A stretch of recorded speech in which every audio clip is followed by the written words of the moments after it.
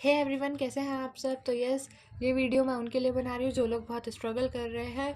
और मुझसे किसी ने कमेंट सेशन में पूछा भी था कि मेरी IBPS PO प्रीलिम्स की क्या स्ट्रेटजी रही। स्पेशली उन्होंने रीजनिंग के लिए पूछा, तो ये वीडियो उन सब के लिए है। तो प्लीज़ थोड़ा सा पेशेंस तो आपको रखना ही होगा। बाकी मैं अपनी स्ट्रेटजी आपके साथ शेयर कर देती हूँ। तो यार देखो, पहली चीज़ जो अपने पास आती है, तो आपको मॉक टेस्ट तो डेली लगाने ही होंगे। आप अल्टरनेट लगाएं चाहे डेली लगाएं, आपका चॉइस है कि आपको कितना टाइम मिल पा रहा है। लेकिन मैंने लगाए थे, मैंने वो डेली बेस पे लगाए थे और उनको एनालिसिस के लिए मैंने मैक्सिमम 25 मिनट्स, मैक्सिमम बोल रही हूँ, सारे क्वेश्चन सॉल्व करने के बाद भी 25 मिनट्स ही लगाए थे। इससे ऊपर मैं 1 मिनट नहीं देती थी एनालिसिस को। तो आप डेली मॉक टेस्ट लगाएं। इसके सोर्सेस मैं बता देती हूँ आपको, सोर्सेस या प्लेटफॉर्म जैसा भी आप बोलें। तो मैंने टेक्स्ट बुक के लगाए थे और मैंने अड्डा के लगाए थे। साथ ही साथ अगर मुझे इन सब के कंप्लीट हो गए थे और मुझे अपना ज़्यादा करना था लेवल, तब मैंने आके गाइडली के लगाए थे। तो ठीक है, आप इन तीनों के चूज़ कर सकते हैं। अगर आप स्टार्ट कर रहे हो तो मैं बिल्कुल सजेस्ट करूँगी स्टार्टअप आप अड्डा से लें, देन टेक्स्ट बुक पे स्विच करें, देन गाइडली पे स्विच करें। फिर आपका कॉन्फिडेंस अच्छा बिल्ड हो जाएगा और आपको हर लेवल के मॉक भी मिल जाएंगे इसमें। पहले आप लगा रहे हैं तो ठीक है, फुल मॉक आप लगा सकते हैं अल्टरनेट, लेकिन सेक्शनल मॉक आपको डेली ही लगाने होंगे। आप सेक्शनल मॉक लगाएं डेली, साथ ही साथ चैप्टर वाइज भी लगाते रहें। सेकेंड थिंग, अगर हम एनालिसिस की बात करें तो एनालिसिस, और मैं मेरी सब्जेक्ट वाइज स्ट्रेटेजी बता देती हूँ। अगर हम क्वांट्स की बात करें, क्वांट्स में 25 नंबर तो बहुत ज़्यादा इजी है लेना। चाहे कितना ही कैसा ही स्टूडेंट हो, 25 मार्क्स आपके कहीं भी नहीं जाएंगे। क्यों? रीज़न मैं बता देती हूँ। दो आपके DI बेस्ड क्वेश्चन आते हैं, जो कि आते हैं 10 नंबर के, सीधे सीधे 10 मार्क्स आपके पास हो गए। उसके बाद आपके पास आती है क्वाड्रेटिक इक्वेशन, 4 से 5 नंबर की ये आ जाती है। ठीक है, उसके बाद आपके पास आती है नंबर सीरीज। नंबर सीरीज या इनमें से कुछ भी आ जाता है तो भी आपके पास आ जाते हैं आराम से 20 नंबर ही हो जाते हैं। इसमें हो सकता है 2 बार ग्राफ आ जाए प्लस, या फिर एक ग्राफ, सॉरी 2 ग्राफ आ जाए और प्लस एक ग्राफ या एक कैलकुलेट आ जाए। कैसे भी करके 10 मार्क्स कंप्लीट करते हैं इसमें, ये मैंने देख लिया है हर टेस्ट में। ठीक है, क्वाड्रेटिक इक्वेशन और नंबर सीरीज आती है। और क्या आता है, और सिंप्लीफिकेशन अप्रोक्सीमेशन के क्वेश्चन आ जाते हैं। तो टोटल आपका हो ही जाता है कुल मिला के 20 नंबर। इन दोनों में से एक चीज़ आने का चांस रहता है तो भी 20 नंबर हो जाता है, और ये दोनों ही आ जाते हैं तो 20 से 25 नंबर। अगर फिर अपन अर्थमेटिक पे जाए तो अर्थमेटिक आती है 10 से 12 नंबर की, क्योंकि 20 से 22 नंबर आराम से यहाँ पे आ जाते हैं। ऐसा तो कुछ चैप्टर्स हमने कर रखे होंगे अर्थमेटिक में जो हमारे कंप्लीटेड होंगे, जिसमें हमको कुछ करने की नीड नहीं है। तो यस, उसमें हम 4 से 5 मार्क्स इजीली ले सकते हैं।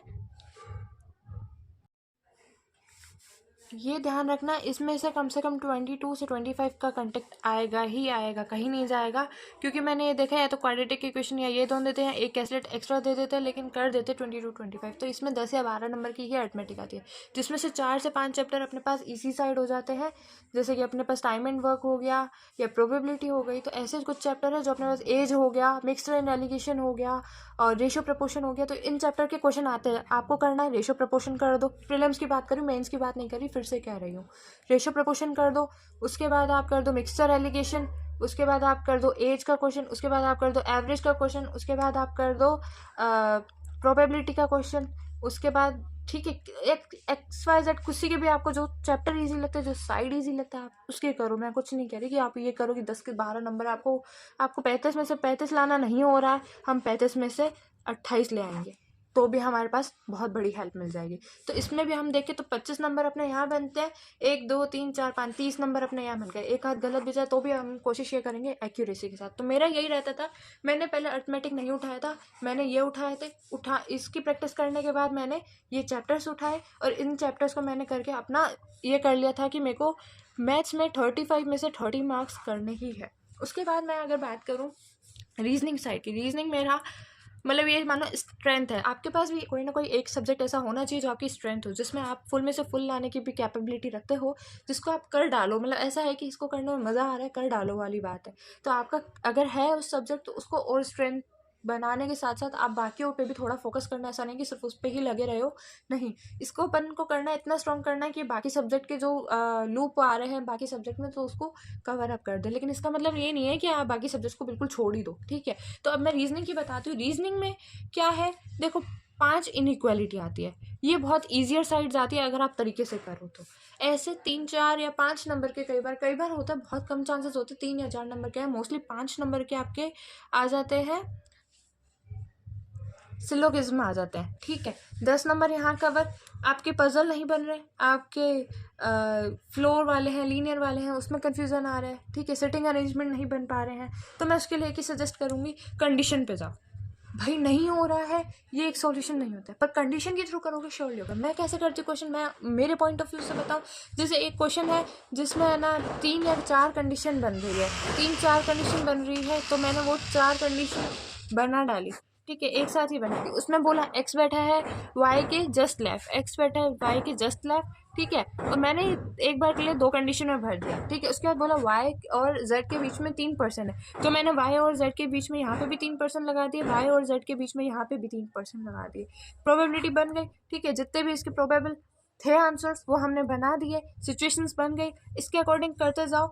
एक ना एक सिचुएशन ऐसी आएगी वहाँ कट जाएगा आंसर तुम्हारा, श्योरली है। अगर 4 या 5 कंडीशन बनती है तो श्योरली है 3rd या 4th स्टेप में ऐसा होगा कि वो खत्म हो जाएगा आंसर वहाँ पे।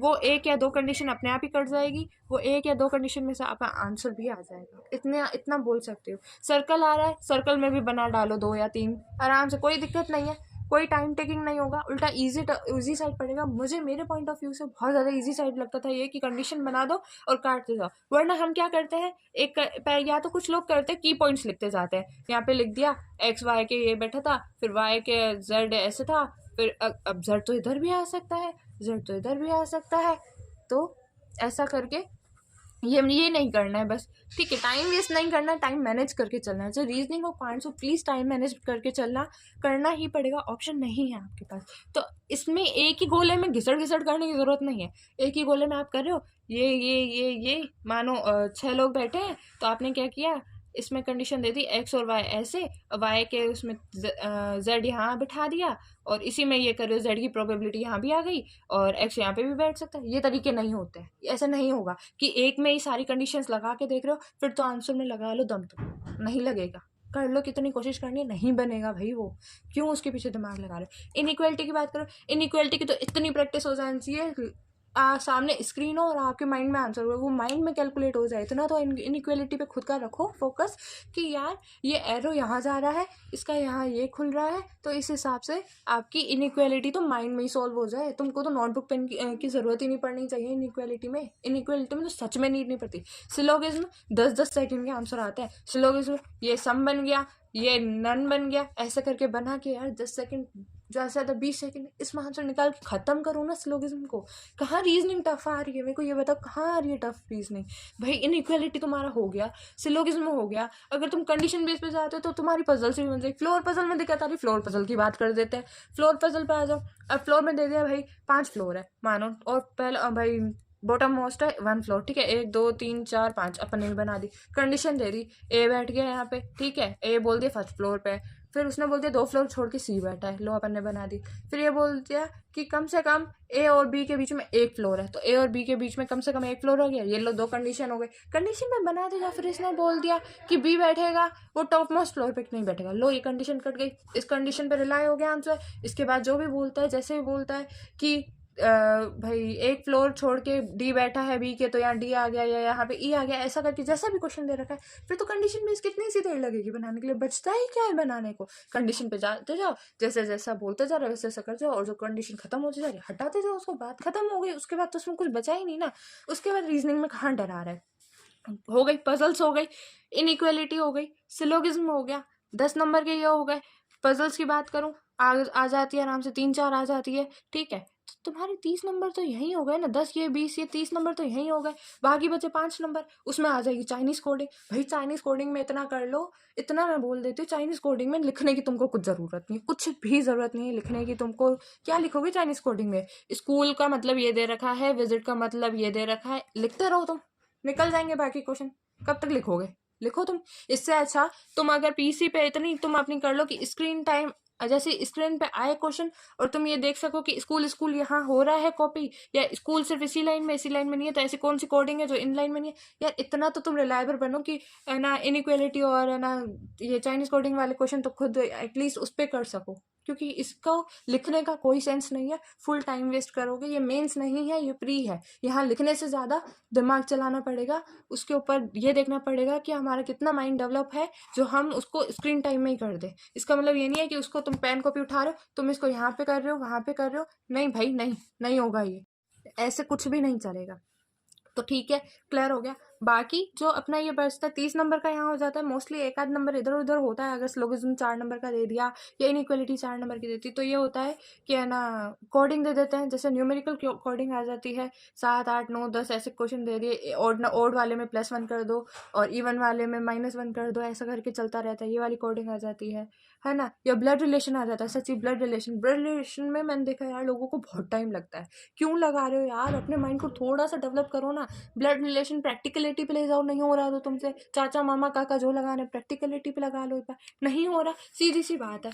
इसने बोल दिया ए बी की वाइफ है, बना दिया। उसके बाद तुम एक मतलब कुल मिला के क्वेश्चन में एक आपको ऐसा पॉइंट ढूंढना ही पड़ेगा, चाहे वो आप है ना पजल्स में ढूंढो, चाहे ब्लड रिलेशन में ढूंढो, चाहे किसी भी चीज़ में ढूंढो। ठीक है, इनइक्वालिटी की बात करो, इनइक्वालिटी में गलती मत करना कि आप पूरे पूरे क्वेश्चन सॉल्व करो, नहीं।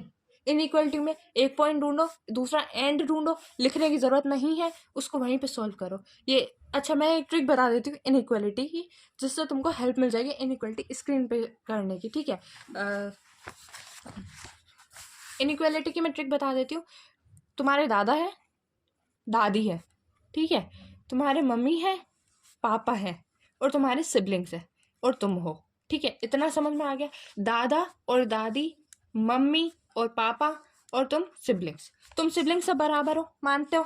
ठीक है, अब मम्मी पापा का क्या है, ये मम्मी पापा क्या है, दादा से तो छोटे हैं, दादी से छोटे हैं, लेकिन तुम लोगों से तो बड़े हैं ना, तुमसे, तुम्हारे सिबलिंग से तो बड़े हैं ना। और वहीं अगर दादा दादी की बात करूँ तो ये तो यार घर में सबसे बड़े हो गए ना। इनके अलावा तो किसी की भी नहीं चलेगी घर में, तो इनके अलावा किसी की नहीं चलेगी। तो क्वेश्चन दे दिया ए बड़ा है बी से, ये आ गया सी से। अच्छा, जहाँ कॉन्ट्रावर्सी आ जाए, ये ध्यान रखना, जहाँ एक साइड तो ये हो गया, एक साइड ये हो गया, तो कुछ भी नहीं होगा, नो रिलेशन बनेगा। क्यों? क्योंकि आपस में ही नहीं बन रहे हो तुम लोग, घर वाले ही नहीं बन रहे। घर वाले तो एक कंडीशन में जाओ, सही बात है कि नहीं है। अभी यही दे दिया ए बड़ा है बी से, सी जो है छोटा है, ये कर दिया बी से कनेक्ट कर दिया मानो, उसके बाद ए से कनेक्ट कर दिया, इक्वल कर दिया डी के, ये दे दिया। अब बोल दिया कि क्या ए जो है वो बड़ा है बी से।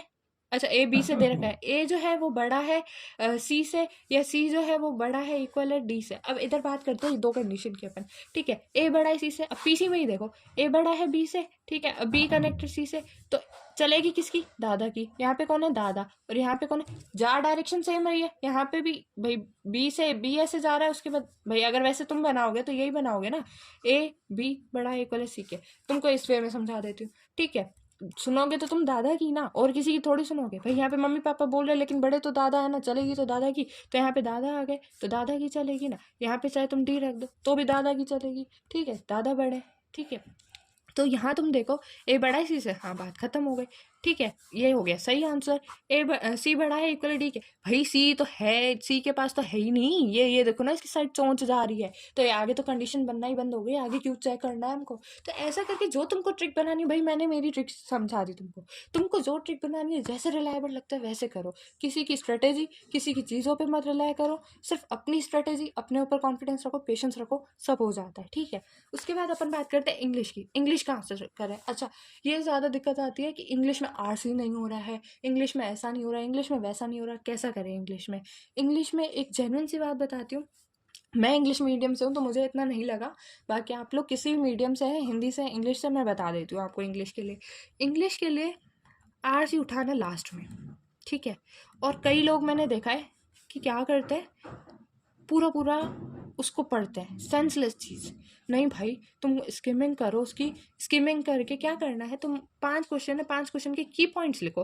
कि भाई जैसे किसी में सन दे रखा है 1981, तो उस पैराग्राफ में सिर्फ फोकस करो 1981। अच्छा, एक बहुत अच्छी बात इसमें मैं बता देती हूँ, जैसे किसी और की बोली हुई है लेकिन ये माइंड में मेरे फिट बैठी हुई है, कि जैसे आपको बोल दिया जाए रूम में ग्रीन कलर, तो आपको कोई और कलर दिखेगा ही नहीं, वो सिर्फ ग्रीन कलर पर आपका फोकस रहेगा।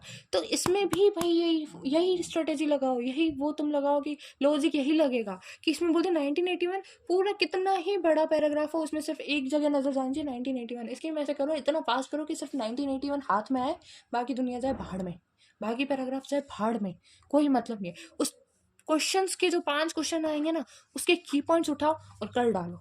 Maximum 5 minute, maximum 5 minute. इससे ज़्यादा क्या ही दोगे तुम आरसी को? इससे ज़्यादा क्या ही दोगे? वो भी मैं कह रही हूँ जब तुम्हारा टफ से टफ आ जाए 5 मिनट। नहीं तो आरसी में तो 5 मिनट की भी ज़रूरत नहीं है भाई तुमको, नहीं है, लिटरली नहीं है। बाकी हाँ ठीक है, आ जाते हैं फ्रेजेस, आ जाते हैं सिनोनिम्स, आ जाते हैं। कई पूछते सिनोनिम याद नहीं होती, फ्रेजेस याद नहीं होती। तो भाई तुम है ना एडिटोरियल्स पढ़ना चालू कर दो। एडिटोरियल में तुमको बस ये होना चाहिए कि लाइन का मतलब समझ आ गया ना, ऑप्शंस का मतलब समझ आ गया ना, तुम सही टिक करके आओगे। कोई वो है ही नहीं कि तुम सही टिक नहीं करके आ सकते, कि क्या नहीं कर के आ सकते। तो भाई मैंने मेरी स्ट्रेटेजी शेयर कर दी है। मैंने किसी के थ्रू क्लासेस नहीं लिया, कोई किसी से कुछ पढ़ा नहीं है, मैंने सेल्फ पढ़ा है, सेल्फ एनालिसिस किया है, कहाँ से क्या कैसे आता है, तो वो मैंने आपको शेयर कर दिया है कि इतने इतने नंबर का ये आता है। तो अब आप उस हिसाब से अपना पढ़ें, उस हिसाब से अपनी स्ट्रेटेजी बनाएं। मैंने मेरी स्ट्रेटेजी शेयर कर दी। उसके बाद आपको कोई कंसेप्ट पूछना है मुझसे, कुछ और पूछना है तो यस पूछ सकते हो आप। मैं ऑब्वियसली आपको डिफाइन कर दूंगी, आपको बता दूंगी, नो प्रॉब्लम। और बाकी मैं मेरे प्रीलिम्स के मार्क्स आप लोगों को ज़रूर शेयर कर देती हूँ। मैंने पहले भी वीडियो में डाले हुए हैं प्रीलिम्स के मार्क्स मेरे। तो मेरा IBPS PO